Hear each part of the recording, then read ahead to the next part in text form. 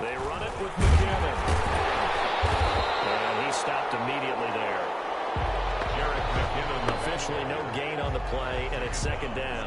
The line of scrimmage. A quick observation, Brandon, because early on in this game, I'm seeing linebackers playing with their noses close to the line of scrimmage. And my guess is the wheels are turning on that other sideline. As a play caller, you're filing that away right now, aren't you? Yeah, you're trying to find that opportunity later on when you can play action them or stick something to them between the second and the third level.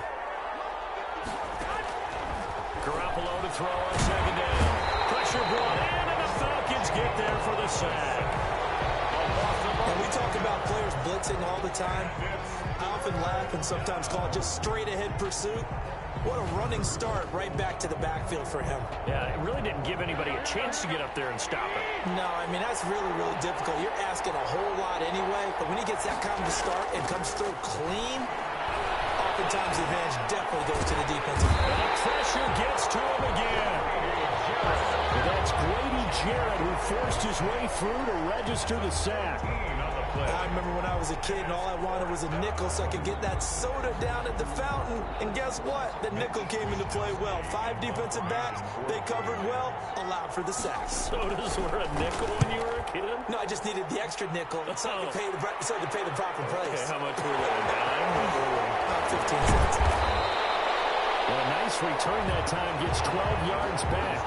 And the Falcons will be taking over 1st and 10. Here come the Falcons, and at the helm, their starting quarterback since the day he was drafted back in 2008. Their all-time leading passer, Matt Ryan. This past offseason was one where the Atlanta organization continued to build around their quarterback, Matt Ryan, because he can still throw the rock. 5th in the NFL in passing yards last year with better than 4,400. He's a guy who knows how to get the ball to his guys on the perimeter and take care of it even when he's under duress in the pocket. Sacked 48 times last year. And nearly an interception here on their opening drive. But instead, 3rd down. Ryan. And that's going to wind up incomplete. However, we do have a flag down. Let's check in with our referee. Come on, baby, we got to do our job. Trying to disrupt Julio Jones there, the intended target. A little too close, got the flag thrown. I'm not sure anyone can cover Julio Jones one-on-one for very long without getting their share of pass interference calls. His size, his speed, his physicality makes it almost impossible to do. It's a gain of 7. Brings up second. Able to get 7 on that first down pass play. 2nd and 3. And that didn't fool anybody. He's going to be dropped in the backfield. It's a loss of 4. Now 3rd down. When a draw works, it can be a thing of beauty. But when it doesn't, oh, it can be ugly. And in this case, loss of yardage ugly.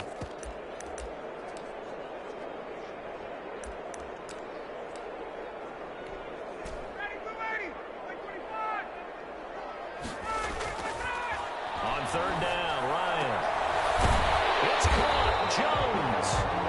And brought down, but not before they get it inside the 10 to the 7. They're able to convert on 3rd down, and that sets up a 1st and goal. You had to figure they'd try and get the ball to Julio early, and they did it right there. And it doesn't take a degree from MIT to know that, so you had to figure, what's up with the defense? You should know that that's coming right away. To the goal line, but it's incomplete. Julio Jones once again the intended target, but it'll be 2nd and goal. I think he's got to be careful not to force anything into coverage right there. There weren't really any throwing lanes, but the best part for him, he's got 2nd and 3rd down to fall back on. And the second wave of tacklers is going to get him as they stop him behind the line. That'll be a loss of a yard, and it leads to a 3rd down. I thought they were onto something with their play call and kind of went in reverse a little bit. Threw it on 1st down, then ran it on 2nd down. Not successful either way. And he will fight his way into the end zone for a Falcon touchdown. Taking it in from 7 yards away. And the Falcons have taken the early lead. An ideal start for them, really. You force the punt, and then you go down and score. And you've got to see a fist pump on the sideline from the head coach, don't you? Because he's turned into his bench, and he's telling his team, this is how we prepare. Force the punt, go downfield and score. I told you guys, it's just like a boxer in the gym, preparing for the fight. Now we get to turn it all loose.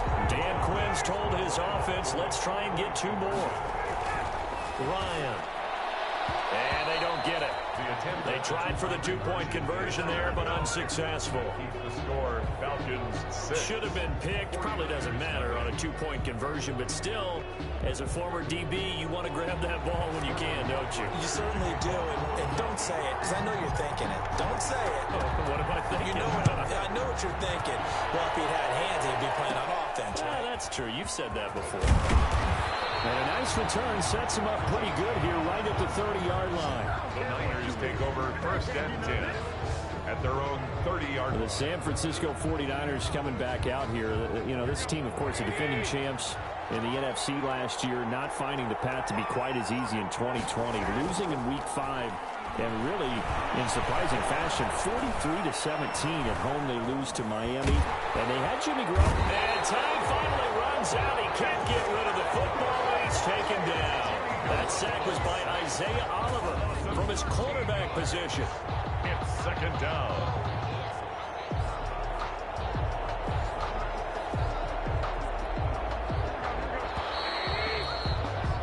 Six 0 our score after one. With the score, Falcons 6, 49ers 0.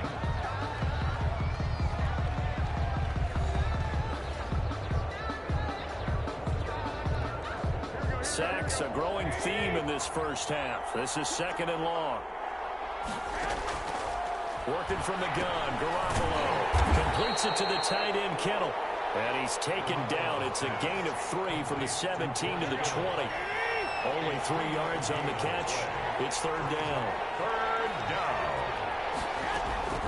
On 3rd and long, it's Garoppolo. And that will be incomplete. Every offense tells you they want to come out and start fast. That's not unusual at all. But this group, they've yet to get much rolling through their first 2 drives. It looks like they have to give up the football again after this one. Wishnowski on to punt as he sends this one away. Fielded at about the 28.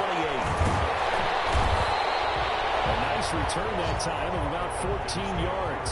And out will come the offense as they take over. 3-yard line. But for the Atlanta Falcons, that first victory of the year continues to elude them. They fell to 0-5 with a loss against Carolina at home in Week 5. The first time they've been 0-5 since '97. And after the game, the big story, Charles, they do some house cleaning, letting go of head coach Dan Quinn and also their general manager, Thomas Dimitroff. So Quinn had been there since 2015. We know he took them to the Super Bowl, a game that they should have won. But now Raheem Morris steps in as interim head coach. Well, he has experience. He was a head coach with the team. Actually had a 10-win season.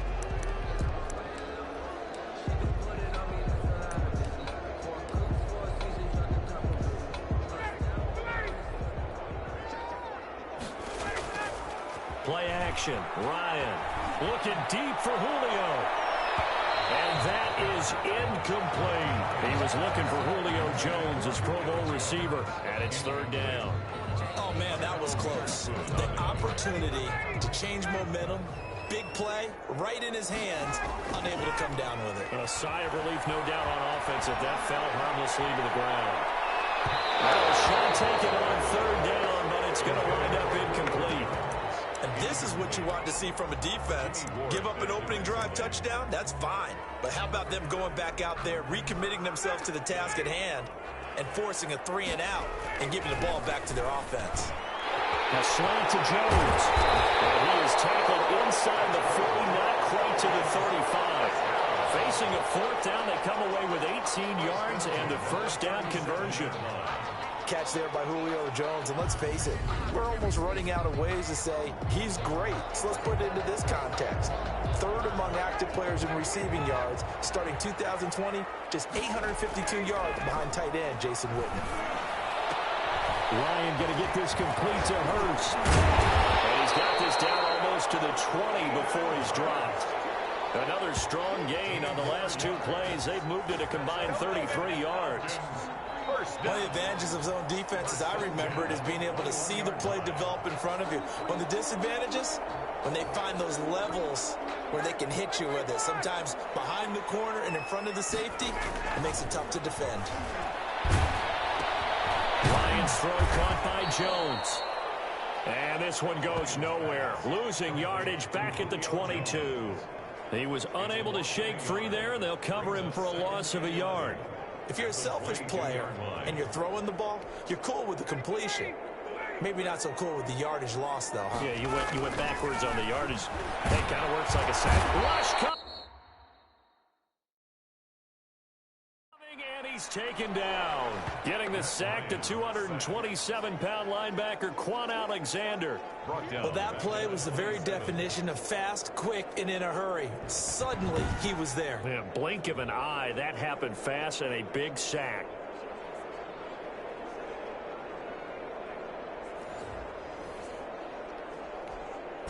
So the sack pushes him back, and now 3rd and long for Ryan and the Falcons. And he will not be able to hang on through the contact. It's incomplete. The coverage strong, and now it's 4th down. That's a good job there creating the contact to force the incompletion. And now since it's 4th down, that should set up a field goal situation. And a nice sigh of relief defensively to be able to hold them to 3. This offense converted once on 4th down earlier.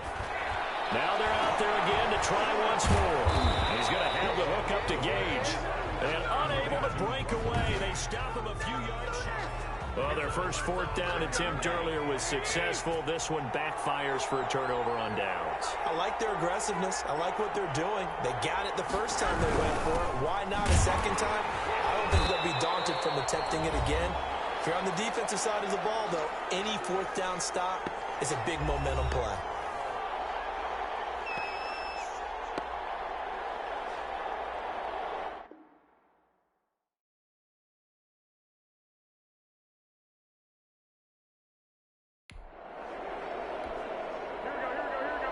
Coming up at halftime in a little less than 2 minutes, we'll send you to Orlando where Jonathan Coachman is standing by. He'll have highlights and analysis of this first half. And across up the football near his own goal line. And he'll take this into the end zone. Now hold on here. We do have a flag down. So let's see what this is about.